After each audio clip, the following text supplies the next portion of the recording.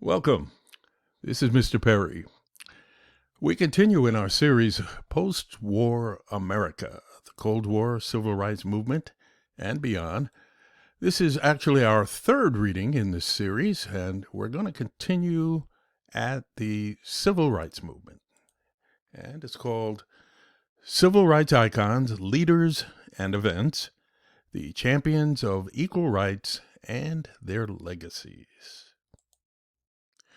The era of civil rights. The civil rights movement went from the 1950s to the 1960s.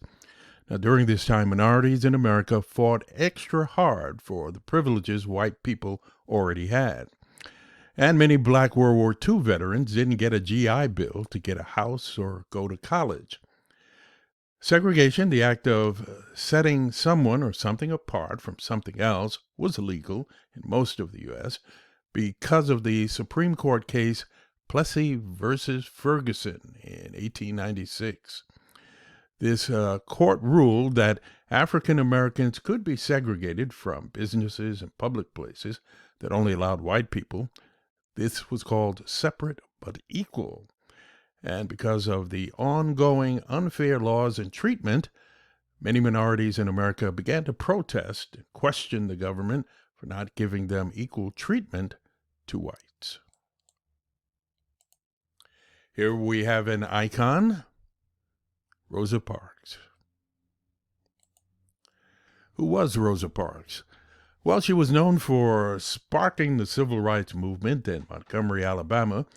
The Montgomery public bus system was segregated, with black people being forced to sit in the back and white people getting to sit in front. December 1st of 1955, Rosa Parks was sitting in the correct seat, and she was asked to get up and move so a white person could take her seat. She said no. Rosa Parks was arrested, and her arrest gained a lot of attention from black leaders in the Montgomery community, Martin Luther King Jr. included. The black leaders formed the Montgomery Improvement Association, or MIA. The MIA held a boycott, which is a refusal to use a service or to buy something, and they used that against the Montgomery bus system that lasted 381 days. On November 4th of 1956, the United States Supreme Court ruled segregation unconstitutional. And here we have memorials and statues for Rosa Parks as they appear all over the United States. And we also have here a statue of Rosa Parks. This is at the U.S. Capitol building.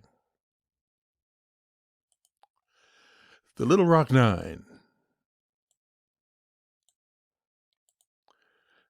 The Little Rock Nine. 1954, Brown versus Board of Education made segregation in public schools illegal. In 1957, Central High School in Little Rock, Arkansas, asked volunteers from the black schools to attend their high school, and 9 students volunteered.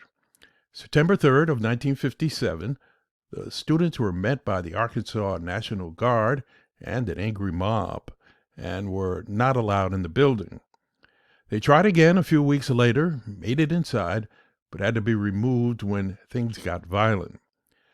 The president at the time, Dwight David Eisenhower, gave the students armed protection, but still the students faced discrimination and harassment. This event gained national attention and continued to grow the movement. Here we have it, protests of public school integration, which happened across the U.S. And we have the Little Rock Central High School 9.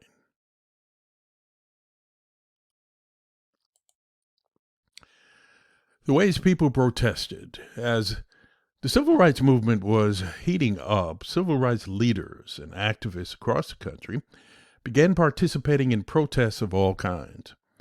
We had the Woolworth's lunch counter, the sit-in protest, birth of peaceful protests. On February 1st of 1960, 4 black college students refused to leave Woolworth's lunch counter in Greensboro, North Carolina, until they were served. And hundreds more took to protesting by having sit-ins at different restaurants in Greensboro. A boycott of segregated businesses in Greensboro forced owners to end segregation, and the original 4 college students were served. And we had the Freedom Riders on May 4th of 1961. And we have the Civil Rights Acts. Now, throughout the years, many laws were passed to protect the rights of minorities in the U.S., and we had the Civil Rights Act of 1957, which was signed by President Dwight David Eisenhower, which made it illegal to stop or try to stop someone from voting. For example, literacy tests were common, and they were targeted at black people, and they didn't want to give them a chance to participate in voting.